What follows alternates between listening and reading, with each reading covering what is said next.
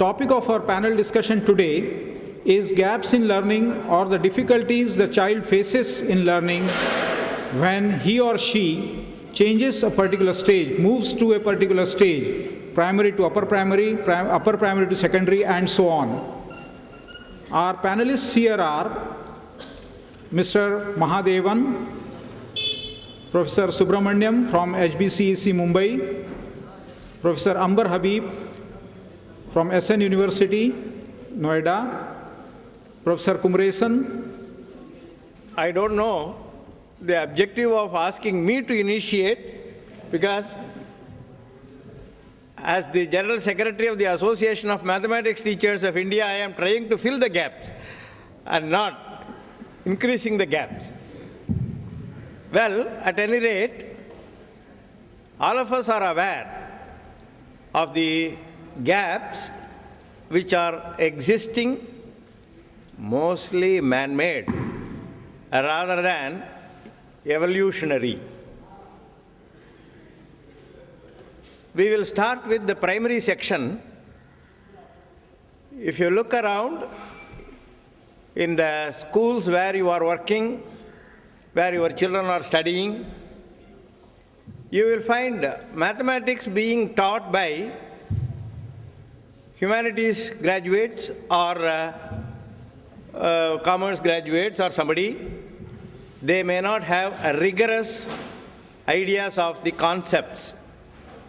So this is one of the reasons why some gaps are getting generated at the primary level. Besides, there are so many influences in the process of learning that a child is undergoing. Some, the so-called examination orientation at all levels, people are all obsessed with this so-called examination, and you will find the public examination pattern being brought down even to the LKG level with the choices and all that.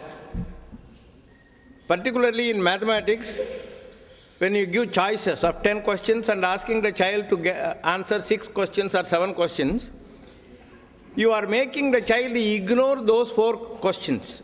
That means the concepts related to those 4 questions will be completely unavailable for the child throughout, and mathematics is the worst suffering subject in that process. So this is the second reason for the gaps that are getting generated.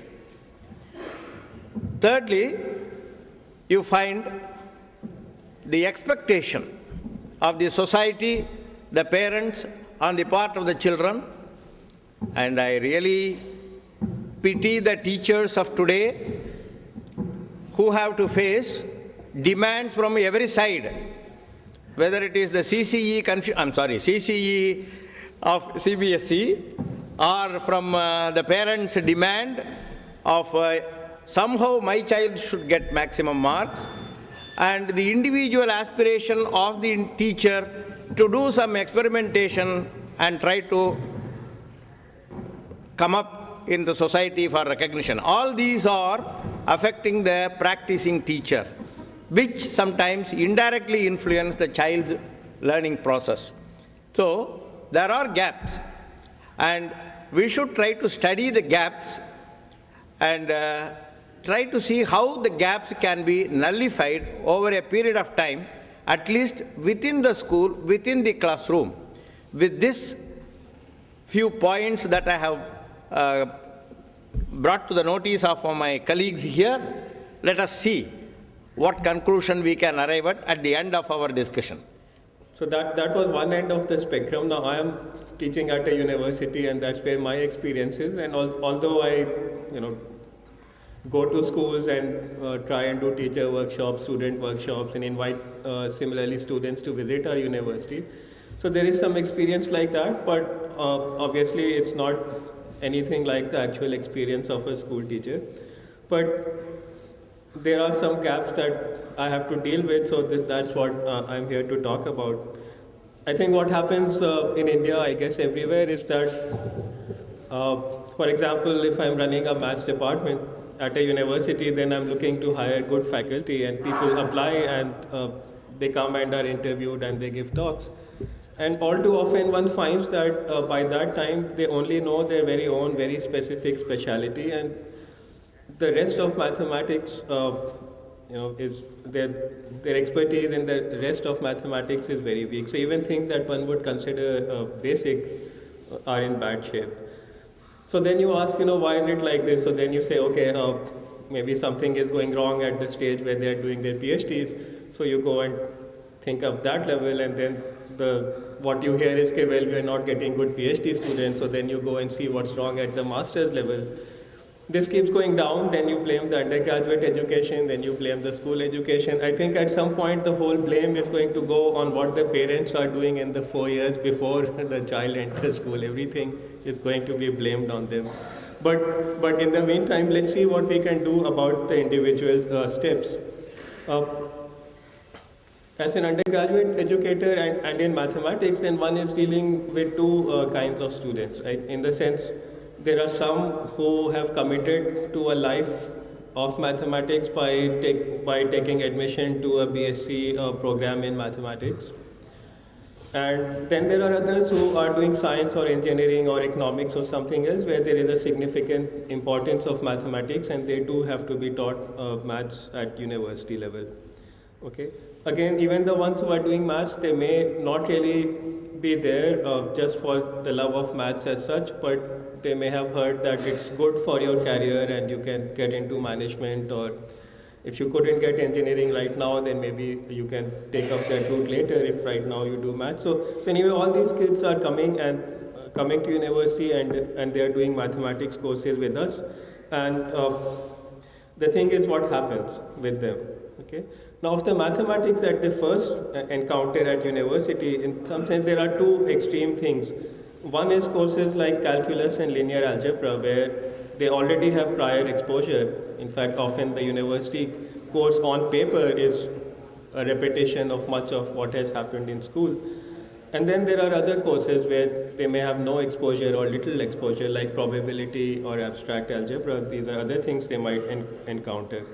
So the gaps also split into, according to this, into two types. One is when there is new material to be taught, but the students don't have the adequate preparation for it. The other is the material as such is not new.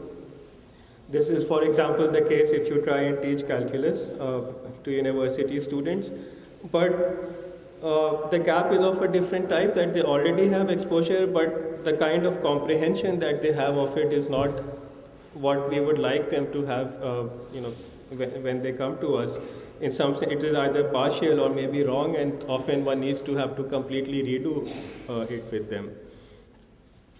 Calculus, of course, is maybe the most famous sort of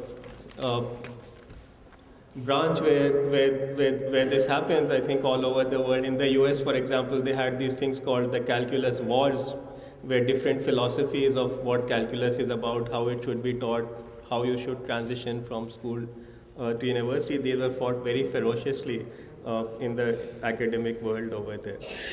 Okay. And also because calculus is such a basic subject, both whether you are going for applications or if then you are going to continue into maths as such and you are going to take analysis courses or courses dealing with applications of analysis.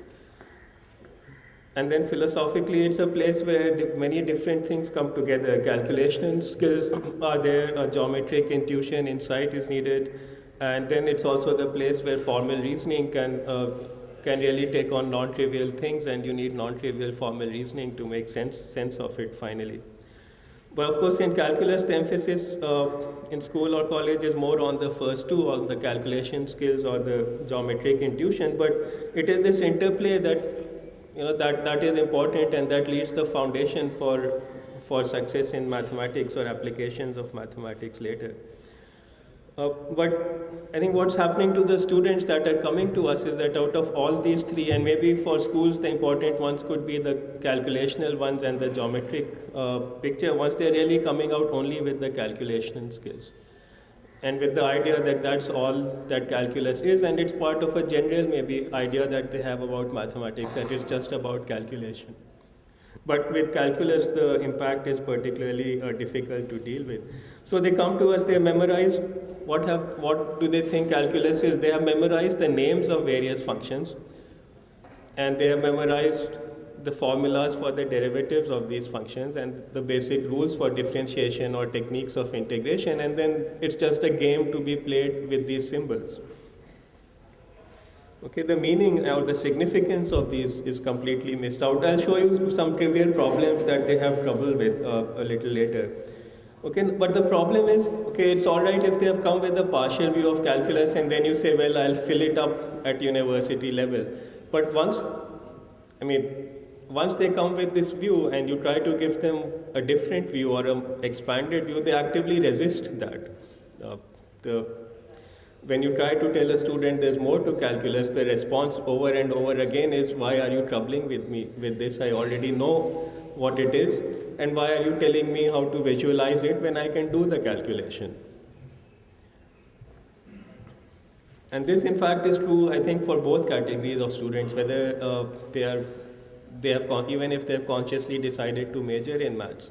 But this mindset has been set from before. One could ask, at least for the groups who are not really going to specialize in maths, whether we can just let them go with these calculational skills, and why bother with the other aspects? Can we just reserve the other aspects for those who are specializing in maths? But the thing is, if they're actually going to use maths, if they're going to do some modeling using mathematics and so on, then these other aspects cannot be ignored. In fact, geometric insight, maybe a pure mathematician can do without it. He can decide to just go and do abstract algebra and not have to worry about the geometric insights of calculus, but the engineer cannot. For the engineer, it's particularly dangerous if all these going out with are rules for differentiation without the associated pictures of when to use them, what to use them for. Okay? And even the calculational skills suffer if you can't back them up with these extra things. The chances are that then you can only do the calculations which are very simple and clear.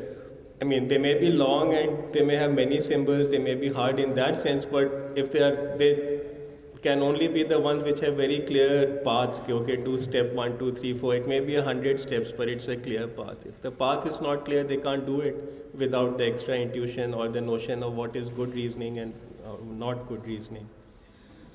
Errors increase because there is no insight that lets you realize that you have probably missed something and made an error. You are always going to miss something and make an error. So the question is, do you have the insight that lets you detect that? And without the insight, you don't detect it. So you have a student, you ask them to calculate an area, they know they have to calculate an integral, they calculate the integral, they miss some sign, they get the answer to be 0, and they give you that answer. Okay, but how can the area of, it's some shape, whatever it is, whatever the area is, it's definitely not 0, it's some number, some non-zero number. Okay.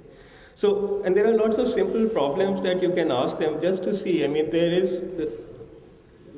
Once you just are playing a game with symbols, then you stop with superficialities. One of the interesting experiments is to ask students to integrate 1 to the raised to the power x. Okay, so just take 1 and raise it to the power x and ask them to integrate it. And the problem with that is that they have memorized the formula for a to the power x, and you have a log a in the denominator. So they will all do that, and they will say, well, but in this case log a is 0, so that's not defined, so therefore 1 to the power x is not something that you can integrate. And this is not about weak students, this is every student, all your 100 percenters, 95 percenters, they will all react like this. Okay. So they're not stopping to think, what is this 1 to the power x? What is 1? What does it mean to raise a power, and what happens? And you really have to, you can ask them, okay, plot this graph, do this and that. It takes several hints before they will say, oh, this is just the constant 1, and then they will do something. Okay. In fact, right now, I'm just coming here fresh from my grading of the final exams for the past semester where I taught calculus. So I had some true-false questions. One of them was asking them whether you can differentiate cos of mod x at the origin. Okay. And if out of 360 students after school, after a whole semester of calculus, are responding with 300 out of 360 are saying straight out that since mod x is not differentiable at 0, therefore cos of mod x will not be differentiable at 0.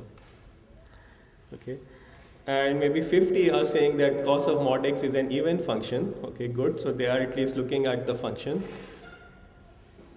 But having done that, then they are saying, well, okay, so let's use the symmetry, let's calculate the derivative from the left, let's calculate the derivative from the right, and then you go back to first principles, you do all this work, and finally you find the derivative. There were just maybe about 10 out of 360 who said that cos of mod x is just the same as cos x, and that's differentiable, so this is differentiable.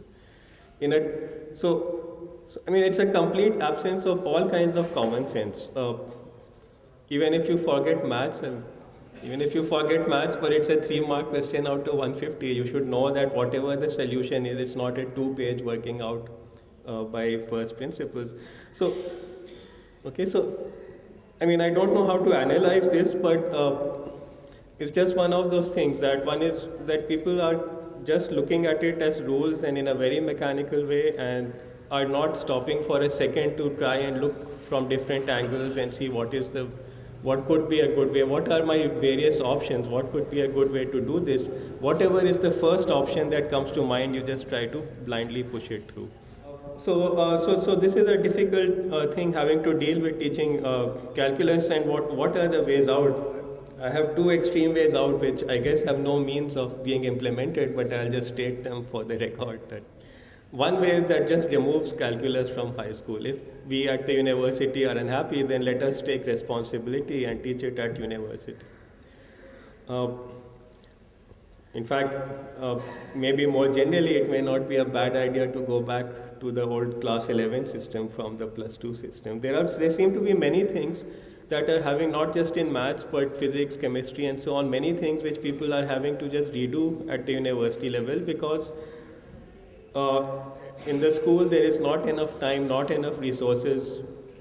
These are not things that you can do in a hurry or in large classes without proper training.